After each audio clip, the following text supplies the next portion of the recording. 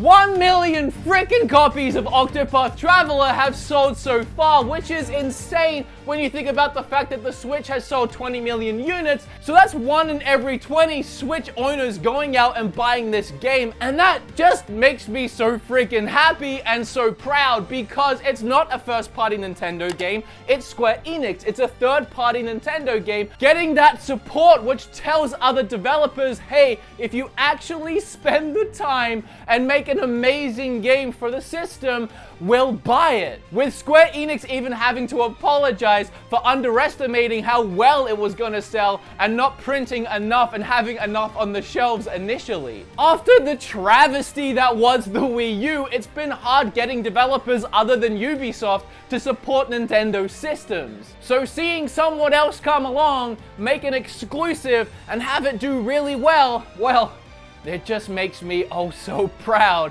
of all of you. Speaking of how much I love the game, that is something I want to tackle in this video. Not my issues though, issues I've seen online from other people and other reviewers. And I usually don't do follow-up reviews on my channel. I'm sure a lot of you have already seen my Octopath review. That was everything I wanted to say about Octopath Traveler at the time. But something I do when I play games and make reviews is before I've made my review and I've uploaded it onto YouTube for everyone to see, I refuse to watch anyone else's review. I don't want my opinion being changed or shaped by another reviewer. I want my experiences being completely unsullied going into a video. So of course, as soon as I uploaded my video, I made it public for everyone to see, I could finally go out and watch my favorite reviewers cover Octopath Traveler and share that love, share that excitement for the game, get hyped up with people that I respect in the industry. I couldn't wait. My favorite video game reviewer,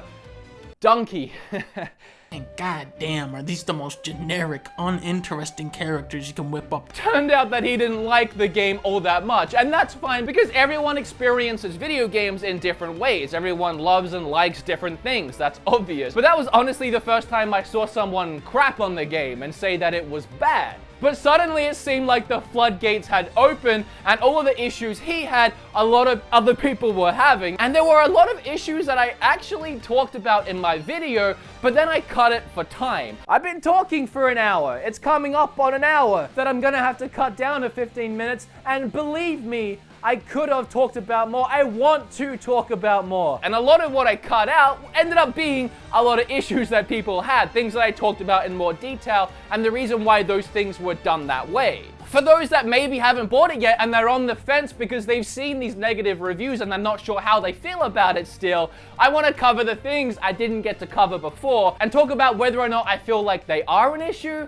or they're not really something to worry about. I would say the biggest and most glaring issue a lot of people seem to have with the game is that these 8 characters don't really interact with each other throughout the game. So you have these 8 different characters, all with their own backgrounds and personalities. They all meet up in the first chapter of the game, and then they spend the rest of the game time together, but their individual stories and the adventures and the journeys that they go on don't really crisscross. Their pairs don't really get mingled up. You don't have one character heavily influencing another character's story. In fact, a lot of the negative reviews I have seen on YouTube have people saying that they don't talk to each other at all, full stop, period. And that's actually not totally correct. And I feel like a lot of those reviewers maybe didn't get past the first chapter. I think it took me about 10 hours to get all the characters together and then move on into their second chapter, and that's when they actually do start talking to each other. So I feel there's a lot of misinformation out there of reviewers who didn't like the game, didn't get past the first 10 hours, and didn't find out that they do actually talk to each other and start building relationships in a way. And I am in no way calling them out for that and putting them on blast for not getting past that first chapter, because I would instantly become the biggest hypocrite in video game reviews. I reviewed Xenoblade 2 after playing it for like 15 hours and said, even though I know that it apparently gets better later, I didn't like the start of the game, so I never got that far. The start was that boring to me that I just couldn't progress. I think you would be wrong in calling Octopath a bad game because of that, which is why I didn't call Xenoblade a bad game. It just wasn't for me. But just so we are clear and on the same page, the characters do do start interacting during the second chapter. But again, their interactions don't influence their stories at all. This is how the game is set up, and I actually really like what they did with this game because it was different. I've seen reviews where people have said Octopath didn't really try anything different, and then at the same time they criticize the way the story was delivered. But I find that they contradict themselves in saying that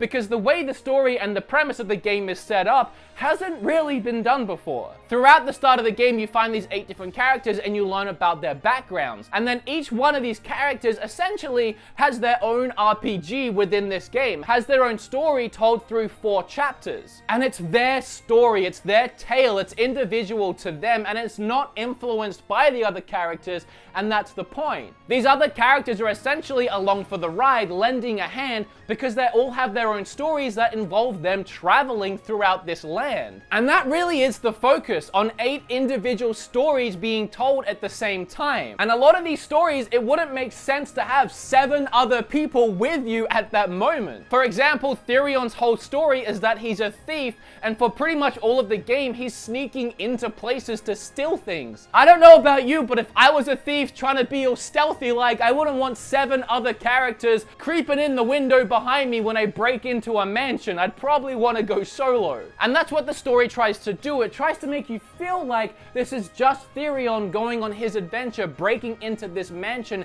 experiencing this all on his own, but part of an RPG game, working how an RPG works. The other characters are along for the ride. They're there with you, they're supporting you, and they battle with you. But it's implied for the story side of things that Therion is just on his own. In my opinion, it's a very fresh and unique take on the JRPG genre, and it's something that I personally haven't experienced before, and it's what I loved right from the start. If you were to have these characters interact and actually have influence on each other's stories, suddenly you just have one big story. You have one story told with 8 characters from start to finish, and there isn't these 8 individual paths, and that's kind of the whole point of the game, love it or hate it. And starting in chapter 2, you do have the travel banter, where they start interacting with each other in cutscene form, and I've seen this done in many RPGs in the past. While you're traveling along, characters will talk to each other. It doesn't lead to extremely fleshed out stories. It doesn't really even matter if you miss these story parts, but they are really nice to read. The 4 characters you have in your party will talk to each other from time to time, and it does build a sense of relationship between the characters. It's not just pointless dialogue, it's certain characters in your party having their take on what's happening in the current story. And with all their varied personalities, it does make for some really interesting dialogue. Like, for example, Therion, who I know I reference a lot, but I love Therion, doesn't really get along with anyone in the party. He always has something really sarcastic or negative to say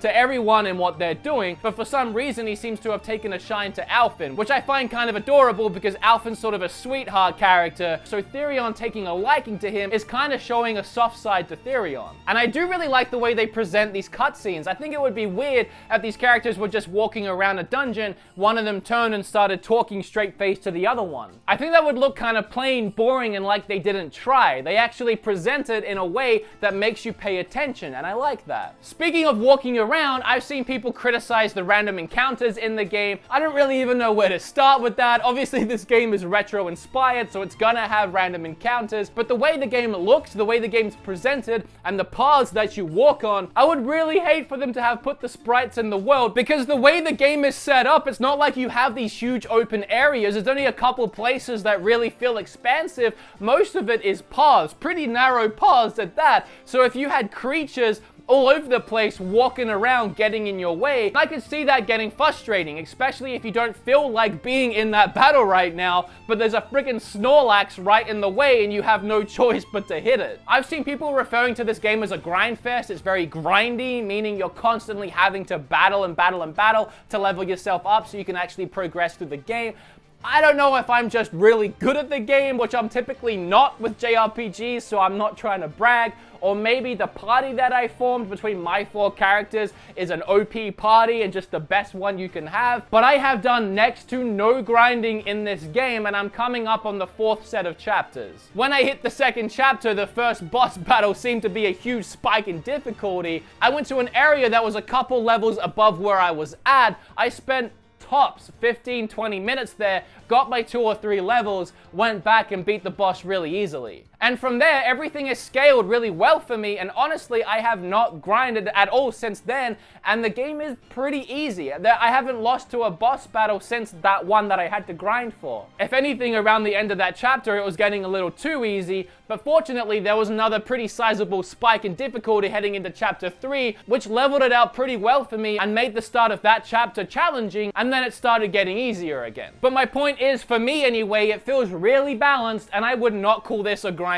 game. I would not even touch that word when it comes to this game. And the dialogue is not repetitive. This one's actually kind of funny to me because I had a panel recently at Retropalooza in Houston, and someone asked how I felt about the repetitive dialogue, which is honestly really funny, and I love what Donkey did with that bit, but it's not reflective on the game at all. To explain that a little bit, part of Ophilia's religion, I guess, she has to refer to the people in charge of these churches as Your Excellency, and she tends to do that a lot. And I think that in itself is supposed to be humorous, the fact that she constantly, almost every freaking line, refers to him as Your Excellency. But that's just that one character with that one type of person. The rest of the dialogue is not repetitive at all. Every character has really different dialogues and different ways that they talk. And just for Ophilia, she says Your Excellency a lot when it comes to those characters. But obviously when she's talking to other characters, like in her mission where she has to help these children, she doesn't refer to the children as Your Excellency all the time, she just talks normally. I love the dialogue in the game. I love the writing in the game. That was something I talked about in my first video,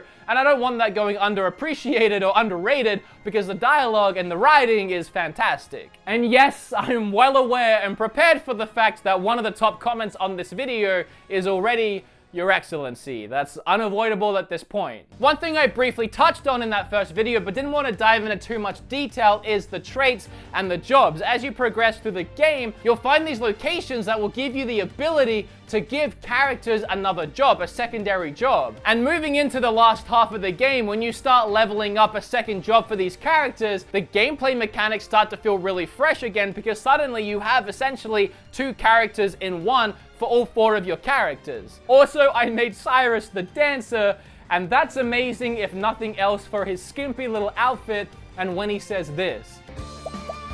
The peacock shall strut.